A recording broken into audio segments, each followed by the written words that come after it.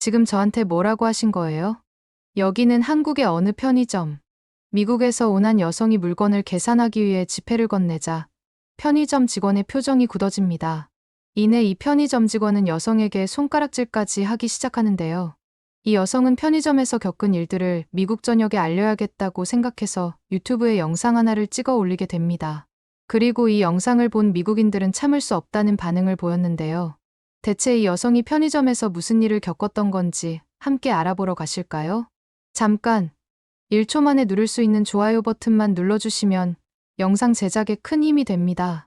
안녕하세요. 저는 미국에서 유명 모델로 활동하고 있는 아밀리아라고 합니다. 오늘은 제가 한국에서 한 달 동안 지내면서 느꼈던 좋았던 점들을 여러분께 전해드리고 싶어서 이렇게 글을 쓰게 되었어요. 사실 글을 쓰는 건 제 직업이 아니라서 조금 서툴 수도 있지만 제 진심이 여러분께 잘 전달되었으면 좋겠네요. 저는 평소에도 한국을 정말 좋아하는 편이었어요. 그래서 미국에 있을 때도 한국 물건들을 많이 파는 H마트에 자주 가곤 했답니다. 그런데 이 H마트가 있잖아요. 가려면 정말 마음의 준비를 단단히 하고 가야 해요. 왜냐고요? 미국에 있는 한인마트는 주말 아침부터 오픈런 현상이 일어날 정도로 인기가 엄청나거든요. 처음 H마트에 갔을 때 긴 줄을 보고 깜짝 놀랐던 기억이 나요. 솔직히 마트에 이렇게까지 줄을 서는 게 흔한 장면은 아니거든요. 미국에서 살면서 한 번도 이렇게까지 줄을 선 적이 없으니까요. 저도 미국에서 지내면서 한국이 이렇게까지 미국에 큰 영향력을 끼칠 줄은 정말 몰랐답니다. H마트도 지금은 이렇게 큰 규모를 자랑하고 있지만 처음에는 그저 김치와 두부를 파는 작은 슈퍼마켓 정도로 시작했었다고 하더라고요. 사실 예전을 돌이켜보면 한국 물건이나 음식들은 한국을 좋아하는 일부 사람들만 찾는 특별한 것이었는데 제 주위를 살펴보면 오히려 없어서 못 사는 인기 상품이 되었어요. 어떻게 보면 한국 물품들이 이제는 틈새 콘텐츠가 아니라 하나의 문화로 자리 잡았다고 볼 수 있습니다. 미국 사람들한테 한국 물품들은 더 이상 특별한 게 아니라 일상 필수품이 된 거예요. 제 친구 엘리나와 저는 최근에 양념게장에 완전 푹 빠져 있답니다. 처음에 엘리나가 양념게장을 먹어보곤 저한테 계속 먹어보라고 추천하더라고요. 하지만 저는 엘리나가 추천하는 양념게장을 덥석 먹어볼 수 없었어요. 아무래도 양념게장은 거부감 없이 쉽게 접할 수 있는 비주얼이 아니었거든요. 고민하는 저를 보면서 엘리나가 제발 딱 한 입만 먹어보라 해서 먹었는데 그날 이후로 푹 빠진 거랍니다. 처음에는 게를 그렇게 먹는다는 게 좀 이상하다고 생각했지만 한번 맛을 보고 나니 그 매력에 빠지지 않을 수가 없더라고요. 약간 매콤한 듯 하면서도 달달하고 살짝 흐물흐물한 게 저도 모르게 계속해서 먹게 되는 거 있죠? 요즘 미국에서는 이런 매콤달콤한 맛을 표현할 때 스와이시라고 한답니다. 매콤하다는 단어인 스파이시와 달콤하다는 단어인 스윗을 합친 단어예요. 원래는 없었던 단어인데 한국 음식들이 이런 매콤달콤한 맛을 내는 음식들이 많다 보니 스와이시라는 단어가 생겨난 것 같더라고요. 아무튼 H마트 안에는 뚜레쥬르나 또레오레 같은 한국의 체인점들도 있어서 가끔 한국 음식이 너무 먹고 싶으면서 다이어트 같은 건 잠시 잊고 싶을 때 친구들이랑 가서 치킨을 사 먹곤 한답니다. 한국식 치킨의 바삭함과 양념의 맛은 정말 중독성 있거든요. 아까 제가 말씀드린 스와이시라는 단어가 정말 잘 어울리는 맛이었습니다. 다이어트 때문에 항상 치킨을 먹을 때마다 이번이 마지막이라고 말을 하긴 하지만 또 먹고 싶어지는 건 어쩔 수 없는 것 같아요. 그리고 H마트에서 가끔 특별한 행사를 열 때가 있어요. 미국에서는 구하기 힘든 한우 소고기나 한국산 수박, 귤 같은 걸 항공특송으로 일부만 판매하는 행사를 1년에 한두 번씩 여는데 저는 그때마다 전화 예약을 해서 꼭 구매하려고 노력한답니다. 이 정도면 정말 한국 음식을 좋아한다고 말할 수 있겠죠. 한 번은 한우를 사서 친구들과 집에서 파티를 했는데 도대체 이거 어디서 산 거냐며 다들 궁금해하더군요. 소고기 하면 미국도 유명한데 아무래도 맛은 한국을 이길 순 없는 것 같더라고요. 얼마 전에는 까르보 불닭볶음면이 미국 내에서 엄청 인기였어요. 물론 지금도 없어서 사 먹기는 거의 불가능에 가깝지만요. 한 번은 제가 전화로 예약을 하려고 했는데도 이미 다 품절돼서 한동안 못 사 먹은 적도 있었어요. 진짜 그때만큼 아쉬웠던 적이 없었다니까요. 결국에는 한 달 뒤에야 겨우 구할 수 있었는데 한 입 먹고 기다리길 정말 잘했다는 말이 절로 나오더군요. 매운 걸 잘 먹지도 못하는데도 불구하고 땀을 뻘뻘 흘리면서도 계속 먹을 정도였으니까요. 아, 불닭볶음면 얘기가 나오니까 갑자기 생각난 게 있어요. 유튜브 같은 곳에서 불닭볶음면 챌린지가 한창 유행했을 때 제가 불닭볶음면을 처음 사 먹으면서 생겼던 해프닝이 있었거든요. 하도 불닭볶음면이 유행하니 저도 너무 사 먹고 싶어서 마트에서 검정색 봉지에 닭 캐릭터가 그려진 라면을 샀었는데 그때만 생각하면 지금도 어이가 없답니다. 불닭볶음면을 사면서도 사람들이 엄청 매워하면서 하도 맛있다고 극찬을 하길래 정말 기대를 많이 했었거든요. 집에 오자마자 빨리 먹고 싶어서 바로 끓여봤는데 완성된 라면을 보자니 뭔가 이상하더라고요. 빨간색이 아니라 왠지 빛바랜 누런색 같은 게 솔직히 별로 먹고 싶지 않게 생긴 거 아니겠어요? 더 이상한 건 불닭볶음면의 포인트라는 김가루가 없는 거예요. 유튜브에서 봤을 때는 마지막에 뿌리는 김가루가 정말 중요하다고 했는데 말이에요. 그래도 열심히 만든 거니까 먹어봐야겠다 싶어서 한 입 먹어봤는데 솔직히 별로 맵지도 않고 그냥 평범한 볶음면 같았어요. 뭔가 좀 부족한 것 같은 맛이 나는 라면이었달까요? 살면서 분명히 매운 걸 그렇게 잘 먹지 못한다는 걸 아는데도 이걸 먹다 보니 제가 그 사이에 매운 걸 먹는 능력이 좋아진 건가 싶은 생각까지 들더라고요. 아직 남아있는 불닭볶음면을 째려보면서 이거 별거 아니었네 하면서 괜히 우쭐해졌어요. 그래서 친구 엘레나한테 자랑하기 위해서 사진을 찍어 보냈어요. 다른 사람들은 불닭볶음면 먹으면서 쩔쩔매는데 저한테는 아무것도 아니었다고 말이에요. 그랬더니 엘레나가 어이없는 말을 하는 거 아니겠어요. 그건 진짜 불닭볶음면이 아니라 중국에서 한국의 불닭볶음면을 따라한 짝퉁을 사 먹은 거라는 말이었어요. 머리로 망치를 세게 얻어맞은 것 같은 느낌이 들더라고요. 어쩐지 뭔가 맛이 좀 부족하고 별로 안 맵다 싶었는데 왜 그랬는지 바로 알게 되었으니까요. 나중에 엘리나를 만났을 땐 엘리나가 저한테 조언을 해줬어요. 한국에서 뭐만 잘 나가면 중국이 다 따라하니까 이런 짝퉁 같은 건 음식이든 물건이든 잘 구분해서 사야 된다고 말이에요. 그러면서 한국어가 써져 있는 진짜 불닭볶음면 번들 한 봉지를 제품에 안겨주더라고요. 그런데 진짜 불닭볶음면 실물을 마주한 순간 저는 정말 당황했어요. 왜냐하면 중국 짝퉁 불닭볶음면과 한국 불닭볶음면의 포장지가 너무나도 똑같았거든요. 정말 구분하기 힘들 정도로요. 저는 그걸 보면서 의문이 들었어요. 왜 중국에서는 자기 고유의 것으로 승부를 보려고 하지 않고 다른 나라가 조금만 잘 나간다 싶으면 이렇게까지 따라하는 걸까요? 솔직히 좀 부끄럽지 않나 하는 생각도 들더라고요. 그날 저녁에 저는 한국식 진짜 불닭볶음면을 직접 끓여 먹어봤어요. 일단 비주얼부터 다르더라고요. 엄청 매울 것 같은 선명한 붉은색을 띠는 라면이었거든요. 때깔이 좌르르 보여서 보자마자 얼른 입에 넣고 싶은 비주얼이었답니다. 마음의 준비를 하고 한 입 먹어보니 와, 이게 진짜구나 싶더라고요. 물론 몇 초 있다가 혀에서 따끔따끔 느껴지는 특유의 매콤함이 느껴졌었지만 은은한 단맛도 바로 나니 정말 맛있었어요. 그런데 역시 불닭볶음면 원조답게 너무 매워서 이걸 먹으면서 물 한 통을 다 비워버렸지 뭐예요? 그 사이에 매운 걸 먹는 능력이 좋아졌을 거라는 제 추측은 착각이라는 게 너무나도 확실해지는 순간이었답니다. 진짜 원조 불닭볶음면을 먹어보니 중국 짝퉁 불닭볶음면이 원조의 근처도 가지 못한다는 걸 확실히 깨달았어요. 그리고 앞으로 한국 관련된 걸 살 때는 정말 조심해서 사야겠다고 다짐했답니다. 그렇게 불닭볶음면을 시작으로 저는 한국에 푹 빠져서 살고 있었어요. 그러다 오랜만에 시간적 여유가 생겼는데 문득 한국에서 한 달 살기를 해보고 싶다는 생각이 들더라고요. 사실 그동안 빡빡한 일정 때문에 스트레스를 너무 많이 받았거든요. 이렇게 스트레스 받을 때는 일상에서 완전히 벗어나고 싶을 때가 있잖아요. 그리고 전에 모델 활동으로 한국에 잠깐 다녀온 적이 있는데 그때의 경험이 너무 좋아서 다시 한번 한국에 가서 그 느낌을 받고 싶더라고요. 사실 저는 모델 일 외에도 유튜브를 하고 있어요. 일상을 기록하고 그런 기록들에 다른 사람들이 반응하는 걸 보면서 보람을 느끼거든요.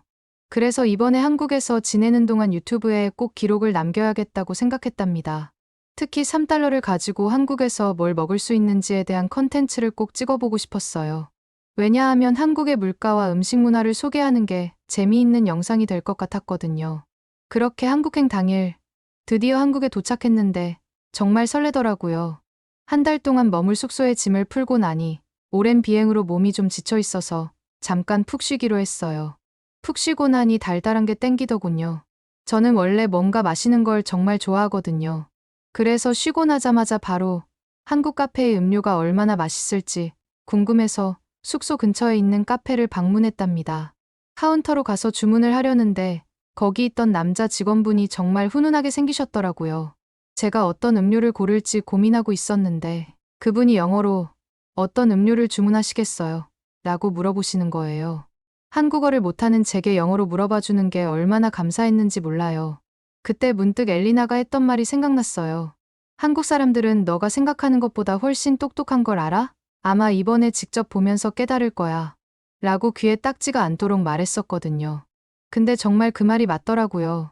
한국어 외에도 영어로 이렇게 자연스럽게 대화하는 걸 보니 도대체 한국인들은 몇 개 국어를 하는 거지 하고 정말 신기했답니다.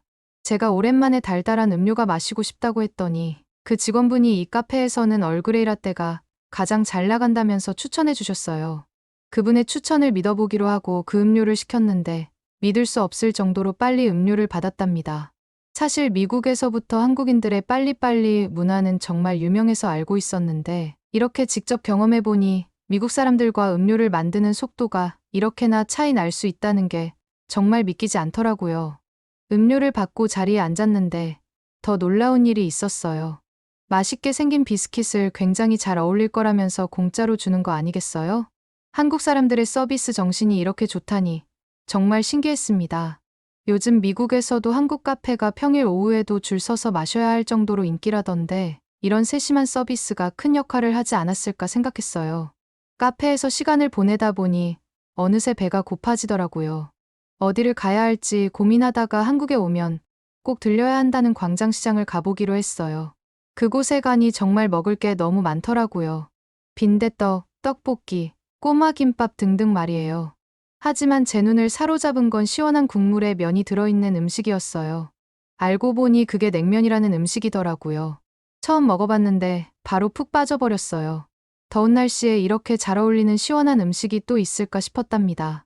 질기지 않은 면들이 호로록 입으로 들어오면서 은근히 새콤한 맛이 나서 시원함을 더해주더군요. 그 후로 한 달 동안 한국에 있으면서 냉면을 가장 많이 먹었던 것 같아요. 한국의 여름이 엄청나게 더웠는데 냉면 덕분에 그 더운 날들을 잘 견딜 수 있었답니다. 냉면을 먹고 배가 불렀던 저는 조금 걷고 싶어서 주변을 돌아다니고 있었어요. 그러다 문득 조그만 하천이 눈에 들어오더라고요. 서울 한복판에 하천이 있다니 정말 신기했답니다. 이게 뭘까 싶어서 바로 검색해봤는데 알고 보니 청계천이라는 곳이더라고요. 마침 산책 겸 걸어 다니려고 했는데 하천 옆을 걸으면 더 좋겠다 싶어서 청계천 쪽으로 내려갔어요. 가까이 가서 보니 정말 깨끗하게 관리되고 있는 하천이라는 걸 바로 알 수 있겠더군요. 하천을 따라 쭉 걸으면서 물 한쪽을 보고 있었는데 물고기가 보이는 거 아니겠어요? 서울도 분명히 엄청 큰 도시일 텐데 이렇게 큰 도시 한복판에 이렇게 깨끗한 물에서 물고기가 살 수 있다니 정말 놀랍더라고요. 한국이 도심 주변의 자연을 얼마나 신경 써서 관리하는지 물 색깔만 봐도 알 수 있었어요. 그리고 한국 사람들이 길거리에 쓰레기를 함부로 버리지 않는다는 점도 정말 인상적이었어요. 한국에서는 이렇게 깨끗한 거리가 당연할 수 있겠지만 미국에서는 상황이 많이 다르거든요. 사람들뿐만 아니라 가게 사람들도 큰 쓰레기를 거리에 막 버리는 경우가 많아요. 그러면 쓰레기가 버려지자마자 쥐들이 몰려와서 그걸 헤집는 경우도 심심치 않게 볼 수 있답니다. 오죽하면 뉴욕에는 쥐처리 담당자를 따로 채용할 정도로 쥐가 많다니까요. 웃긴 건 미국에서는 대도시일수록 쓰레기가 차고 넘쳐서 길거리 곳곳에서 쓰레기를 구경할 수 있다는 거예요. 특히 뒷골목 같은 길거리를 다니면 오물 냄새와 쓰레기가 쌓여있는 모습 때문에 절대로 가지 않는 곳이 되어버렸답니다.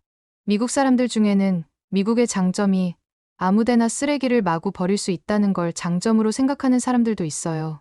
하지만 이렇게 깨끗한 한국의 거리를 보니 정말 반성을 많이 해야겠다는 생각이 들더라고요. 한국은 미국보다 땅덩어리가 좁아서 조금만 쓰레기를 버려도 바로 쌓여버리고 관리가 안 될 것 같은데 이렇게 거리가 깨끗한 걸 보면 거리를 대하는 한국 사람들의 시민의식이 확실히 미국과 다르다는 걸 깨달았어요. 그렇게 청계천을 걸어 다니다 보니 한 가지 눈에 띄는 게 있었어요. 청계천을 가운데에 두고 양옆에 산책로를 이어주는 돌이 있었는데 혹시나 이게 돌다리인가 싶었습니다. 미국에서는 돌다리를 쉽게 볼 수 없거든요. 그때 마침 제 뒤에 있던 커플이 반대쪽 산책로로 가기 위해 그 돌다리를 건너기 시작하더라고요. 근데 남자가 먼저 돌을 건너고 여자의 손을 잡아주면서 걸어가는 거 아니겠어요? 무슨 영화를 보는 건가 싶은 생각도 들면서 한국 남자들은 정말 자상한 면이 있구나 하는 생각이 들었어요. 더 귀여웠던 건 그 커플이 똑같은 옷을 입고 있었다는 거예요. 돌다리를 건너는 그 모습이 너무 귀여워 보이면서도 한편으로는 부럽기도 했어요. 왜냐하면 저는 저렇게 커플들끼리 똑같은 옷을 맞춰 입고 돌아다닌 적이 한 번도 없거든요. 저렇게 맞춰서 입고 다니는 게 개인적으로 귀엽다고 생각하는데, 미국 남자들은 커플 아이템들을 정말 유치하고 오글거린다고 생각해서 절대 안 한다니까요. 그래서 그 커플들을 보면서 너무 부럽다고 생각했답니다. 그렇게 청계천 구경을 하다가 숙소로 들어가서 꿀잠을 자니 다음 날이 되었어요. 그날 저는 한국에 오면 꼭 해보고 싶었던 컨텐츠를 찍기로 했답니다. 바로 제가 앞에서 말씀드렸던 3달러로 식사해보기 컨텐츠예요. 요즘 한국도 물가가 많이 올랐다고 해서 과연 뭘 사 먹을 수 있을까 싶어 검색을 해봤는데, 한국 사람들이 가볍게 밥을 먹어야 할 때 주로 김밥을 먹는다고 하더라고요. 그래서 근처 김밥집을 한번 들어가 보기로 했어요. 한국에서 지내면서 굉장히 신기했던 점이 하나 있었는데요. 카페든 음식점이든 메뉴가 정말 다양하다는 거였어요. 김밥집에 갔을 때도 마찬가지였습니다. 김밥 종류가 생각했던 것보다 훨씬 많아서 메뉴를 고르는 데만 한참이 걸렸거든요. 사실 미국에도 한국의 김밥이 유명한데, 미국에서는 한국 냉동김밥이 워낙 인기가 많아서 항상 품절이었어요. 그래서 한 번도 먹어보지 못했었는데, 한국에서 바로 만든 신선한 김밥을 먹을 수 있다니 정말 기대가 되더라고요. 저는 참치김밥이 맛있을 것 같아서 그걸로 주문했어요. 그런데 김밥이 나오자마자 저는 이게 맞나 싶더라고요. 왜냐하면 김밥만 나온 게 아니라 같이 먹을 수 있는 국물이랑 김치가 무료로 함께 나왔거든요. 이런 서비스가 있다니 정말 놀라웠답니다. 김밥만 먹었을 때는 목이 좀 막힐 수 있잖아요. 그런데 국물을 한 숟갈 떠먹으면 그게 싹 해소돼서 참 좋았어요. 그리고 좀 물린다 싶을 때 김치를 얹어 먹으면 이게 바로 환상의 조합이구나 하고 바로 알게 되더라고요. 김밥을 정말 한 입 먹자마자 왜 미국에서 냉동김밥이 항상 품절인지 바로 알 수 있었어요. 그리고 그 냉동김밥은 한국에서 지금 먹고 있는 이 김밥과는 비교가 안 되겠구나 하고 바로 알 수 있겠더군요. 아무리 맛있는 음식이 있어도 한 번 얼린 음식보다는 바로 나온 뜨끈한 음식이 맛있잖아요. 저는 김밥을 먹다 보니 오히려 이 맛있는 김밥을 미국으로 가져갈 수 없다는 게 너무 속상해지더라고요. 그래서 미국으로 돌아가게 되면 어떻게든 냉동김밥이라도 쟁여놔야겠다는 생각을 했답니다. 이 모든 게 3달러도 안 된다는 걸 알고 나니 정말 말도 안 되는 가성비라는 생각을 했어요. 한국에서 이렇게 저렴한 가격에 맛있는 음식을 먹을 수 있다는 게 정말 부러워지더라고요. 그렇게 김밥을 먹고 나와서 돌아다니는데 낮이라 그런지 날씨가 무지 더웠어요. 든든하게 배도 채웠으니 이제 시원한 음료수 하나 마셔야겠다고 생각했습니다. 마침 근처에 편의점도 있어서 바로 들어갔어요. 편의점에 들어가자마자 제일 큰 얼음컵 하나를 짚고 마셔보고 싶은 음료를 고르기 시작했습니다. 한국 편의점에는 카페 못지않게 정말 다양한 음료가 있더라고요. 사실 한국에 와서 정말 좋아하게 된 음료가 있어서 그걸 마실지 고민이 되었어요. 어떤 음료냐고요? 바로 피치 녹차 라떼예요. 요즘 제가 완전 꽂혀서 매일 저녁에 숙소로 들어가기 전에 꼭 사들고 가곤 하거든요. 녹차가루에 물을 살짝 타서 아몬드유와 섞고 거기에 복숭아 아이스티를 섞어 먹는 건데요. 처음에는 그냥 호기심에 섞어 먹었는데 우연히 제 인생 음료를 찾아버렸지 뭐예요.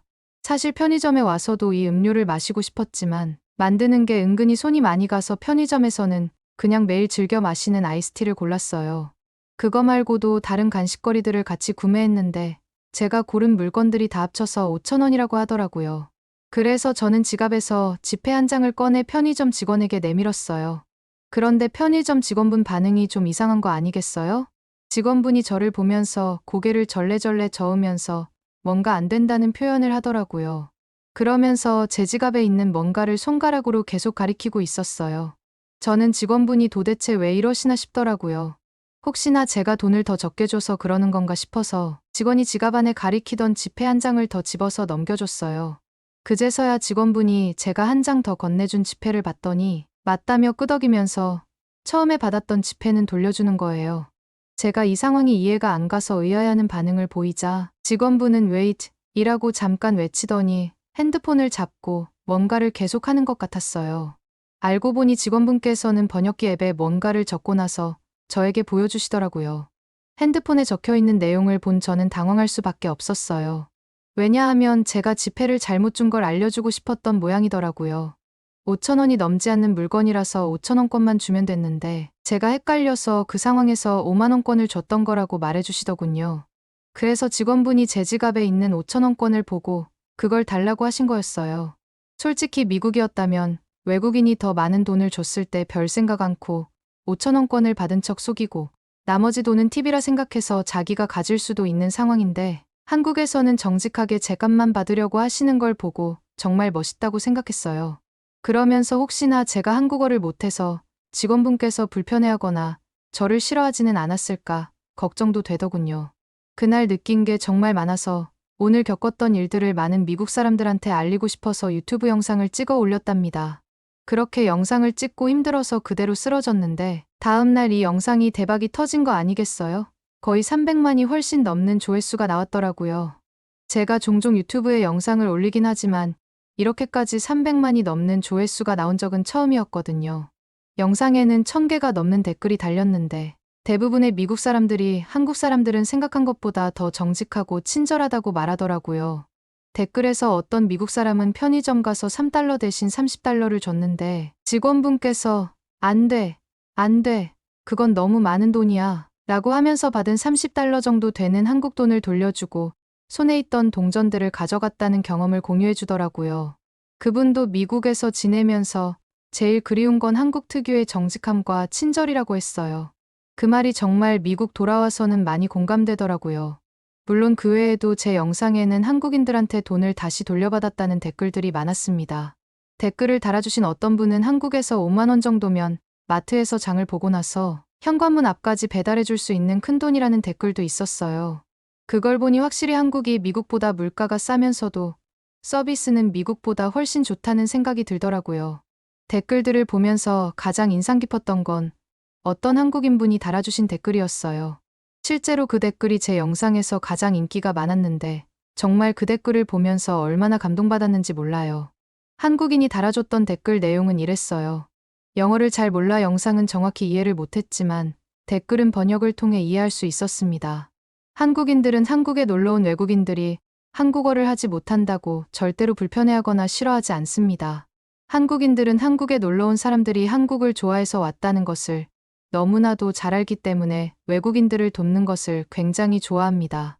오히려 한국 사람들은 영어를 잘 못한다고 생각해서 외국인을 상대하기 부끄러워하는 사람들이 많이 존재한답니다.